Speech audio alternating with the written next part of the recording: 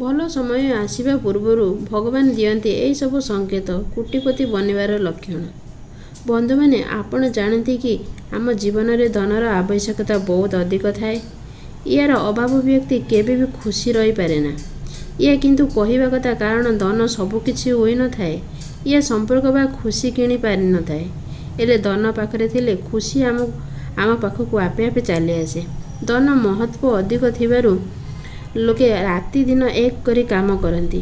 କେବଳ ଏହି ଧନ ପାଇଁ ପ୍ରତ୍ୟେକ ବ୍ୟକ୍ତି ଧନ ଲାଭ ପାଇଁ ଆଶା ରଖିଥାନ୍ତି ଏବଂ ପ୍ରତ୍ୟେକ ବ୍ୟକ୍ତି ନିଜ ସୁଖ ସୁବିଧାର ଆକାଂକ୍ଷା ମଧ୍ୟ ରଖିଥାନ୍ତି। କେବଳ ଏହି ଧନ ଲାଗି ଯାହା ହାତରେ ପଇସା ବା ଧନ ଥାଏ, ତା ହାତରେ ପୁରା ଦୁନିଆଟା ଥାଏ। ହେଲେ ଗରିବଙ୍କୁ ସମସ୍ତେ ଅଣଦେଖା କରନ୍ତି। ତେଣୁ ଏହି ଧନ ପ୍ରାପ୍ତି ପାଇବା ସମସ୍ତ ବ୍ୟକ୍ତି ମହାଲକ୍ଷ୍ମୀଙ୍କ ଆରାଧନା କରିଥାଏ। ହେଲେ ମହାଲକ୍ଷ୍ମୀଙ୍କୁ ଖୁସି କରିବା ଏତେ ସହଜ ନୁହେଁ ଓ ସେ ପ୍ରତ୍ୟେକଙ୍କ ଉପରେ ଖୁସି ହୁଅନ୍ତି ନାହିଁ। ହେଲେ ଯାହା ଉପରେ ତାଙ୍କର କୃପା ବନି ରୁହେ, ସେ କେତେ ବା ଜୀବନରେ ସୁଖୀ ହୁଏ ନାହିଁ। ସେ ତାଙ୍କ ଭକ୍ତ ଉପରେ କୌଣସି ନା କୌଣସି ଦିନ କୃପା କରିଥାନ୍ତି। ସେ ଆମ ଭକ୍ତିରେ ପ୍ରସନ୍ନ ହୋଇ ଆମ ଘରକୁ ଆସିଥାନ୍ତି। ସେ ଘରକୁ ଆସିବା ପୂର୍ବରୁ କିଛି ଏହିପରି ସଂକେତ ଦିଅନ୍ତି, ଯାହା ଆମେ ଆଗରୁ ବୁଝି ଯାଇଥାନ୍ତୁ। ଆମେ ଏହା ଜାଣିପାରୁ କି ମହାଲକ୍ଷ୍ମୀ ଆମ ଗୃହକୁ ଆସିବେ। ଆମେ ସମସ୍ତେ ଦୁଃଖ ଦୂରତା ସହିତ ଆମ ଘର ସବୁବେଳେ ଧନ ଧାନ୍ୟରେ ପୂର୍ଣ୍ଣ ହୋଇ ରହିଥାଏ। କାରଣ ଶାସ୍ତ୍ରରେ ଥିବା ଏହି ସବୁ ସଂକେତକୁ ଶୁଭ ବୋଲି ମନାଯାଇଥାଏ। ଏହା ସାକ୍ଷାତ ଦେବୀ ମାଙ୍କର ଆଗମନ ବୋଲି ଜଣାପଡ଼ିଥାଏ। ଆସନ୍ତୁ ଜାଣିବା ଏହି ସଂକେତ ସବୁ କ'ଣ। କଳା ରଙ୍ଗର ପିମ୍ପୁଡ଼ି। ଘରେ ଲାଲ ରଙ୍ଗର ପିମ୍ପୁଡ଼ି ଦେଖାଇବା ଅଶୁଭ ମନାଯାଇଥାଏ। ଯଦି କଳା ରଙ୍ଗର ପିମ୍ପୁଡ଼ି ଦେଖାଦେବା ବ୍ୟତୀତ ଶୁଭ ହୋଇଥାଏ, ଜ୍ୟୋତିଷ ଶାସ୍ତ୍ର ଅନୁଯାୟୀ କଳା ରଙ୍ଗର ପିମ୍ପୁଡ଼ି ଗୁଡ଼ିକ ଶୁଭ ହୋଇଥାଏ। ଘରେ ଯଦି ହଠାତ୍ କଳା ରଙ୍ଗର ପିମ୍ପୁଡ଼ି ଦେଖାଯାଏ, ତେବେ ଜାଣି ନିଅନ୍ତୁ କି ଘରକୁ ଧନର ଆଗମନ ହେବାକୁ ଯାଉଛି। ଏଥିପାଇଁ କଳା ରଙ୍ଗର ପିମ୍ପୁଡ଼ି ଦେଖାଦେଲେ ଏହା ଉପରେ ସିନ୍ଦୁର ହଳଦୀ ଚଢ଼େଇ ପ୍ରଣାମ କରନ୍ତୁ। ତାଙ୍କୁ ଖାଇବାକୁ ଅଟା ଓ ଚିନି ଦିଅନ୍ତୁ। ଏହା କରିବା ଦ୍ୱାରା ଆପଣଙ୍କୁ କରଜରୁ ମୁକ୍ତି ମିଳିବ ଏବଂ ଘରେ ଧନର ବର୍ଷା ହେବ। କଳା ରଙ୍ଗର ପିମ୍ପୁଡ଼ି ଝାଡ଼ୁରେ ବାହାର କରନ୍ତୁ ନାହିଁ, କାରଣ ଏହା ଅଶୁଭ ଅଟେ। ନମ୍ବର 2, ଝିଟିପିଟି।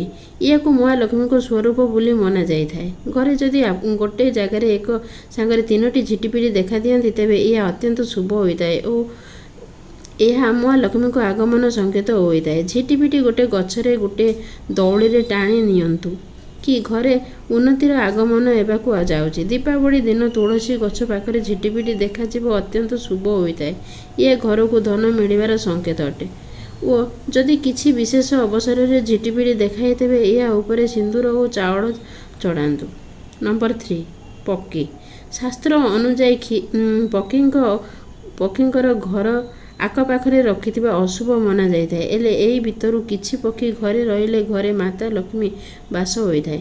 ଆପଣଙ୍କ ଘରେ ଯଦି କେଉଁ ଚଢ଼େଇ ଆସି ବସା ବାନ୍ଧେ, ତେବେ ଏହାକୁ ଶୁଭ ସଂକେତ ମନାଯାଇଥାଏ। ଏହା ମହାଲକ୍ଷ୍ମୀଙ୍କ ଆଗମନର ସଂକେତ ଅଟେ। ଏଥିପାଇଁ ଯଦି କେଉଁ ଚଢ଼େଇ ଆପଣଙ୍କ ଘରେ ଆସି ବସା ବନାଏ, ତେବେ ଏହାକୁ ଭୁଲରେ ବି ଭାଙ୍ଗନ୍ତୁ ନାହିଁ, କାରଣ ଏହା ଆପଣଙ୍କ ଘରେ ଆସୁଥିବା ଅପାର ଧନର ସଂକେତ। ଏହାର ବିପରୀତ ଯଦି କାଉ ଘରକୁ ହଠାତ୍ ଆସେ, ତେବେ ଏହା ଅଶୁଭ ସଂକେତ ଅଟେ। ଲକ୍ଷ୍ମୀଙ୍କ ବାହନ ପେଛା ଦେଖାଯିବା ଶୁଭ ସଂକେତ ମନାଯାଇଥାଏ। ନମ୍ବର 4, ଶଙ୍ଖର ଧ୍ୱନି। ଯଦି ଆପଣଙ୍କୁ ସକାଳେ ଓ ସନ୍ଧ୍ୟା ସମୟରେ ନିଇତି ଶଙ୍ଖ ଧ୍ୱନି ଶୁଣିବାକୁ ମିଳେ, ଏହାକୁ ଅତ୍ୟନ୍ତ ଶୁଭ ସଂକେତ ମନାଯାଇଥାଏ। ଏହାର ଅର୍ଥ ଏହି ମହାଲକ୍ଷ୍ମୀ ଆପଣଙ୍କ ଉପରେ ଅତ୍ୟନ୍ତ ପ୍ରସନ୍ନ ଅଟନ୍ତି। ଶୀଘ୍ର ଆପଣଙ୍କ ଘରକୁ ଅବା ଜୀବନକୁ ମହାଲକ୍ଷ୍ମୀ ପ୍ରବେଶ କରିବେ। ଏହିପରି ଆପଣଙ୍କର ସାର୍ଥକ ସଂକଟରୁ ଦୂରେଇ ଯିବ, ସୁଖ ସମୃଦ୍ଧି ଆସିବ। ନମ୍ବର 5, ଡାହାଣ ହାତର ପାପୁଲି କୁଣ୍ଡେଇ ହେବା। ଯଦି ଏହିପରି ଲଗାତାର ହୁଏ, ତେବେ ଏହା ଧନ ପ୍ରାପ୍ତିର ଶୁଭ ସଂକେତ। ମହାଲକ୍ଷ୍ମୀ ଆପଣଙ୍କର ଉପରେ ପ୍ରସନ୍ନ ଅଛନ୍ତି। ଆପଣଙ୍କ ସମସ୍ତ ମନସ୍କାମନା ପୂର୍ଣ୍ଣ ରହିବ। ନମ୍ବର 6, ସ୍ୱପ୍ନ। ଯଦି ଆମେ ଧନ ପ୍ରାପ୍ତି କରିବାକୁ ଯାଉଛନ୍ତି, ତେବେ ମହାଲକ୍ଷ୍ମୀ ଆମକୁ ସଂକେତ ଦେଇଥାନ୍ତି। ଯଦି ଆମେ ସ୍ୱପ୍ନରେ ବାରମ୍ବାର ଝାଡ଼ୁ, ସାପ, ନେଉଳ, ପେଚା ଆଦି ଦେଖନ୍ତି, ତେବେ ଏହା ଆମକୁ ନିଶ୍ଚିତ ନିକଟ ଭବିଷ୍ୟତର ଧନ ପ୍ରାପ୍ତ ହେବ। ଆମେ ଘରୁ ବାହାରିଲା ବେଳେ ଯଦି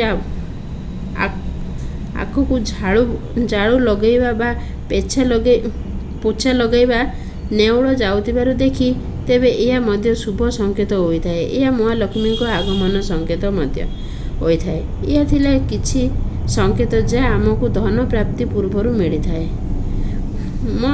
ମୋ ନୀତିବାଣୀ ଯଦି ଭଲ ଲାଗୁଛି, friends like, share and subscribe କରିଦେବେ। Thanks for watching.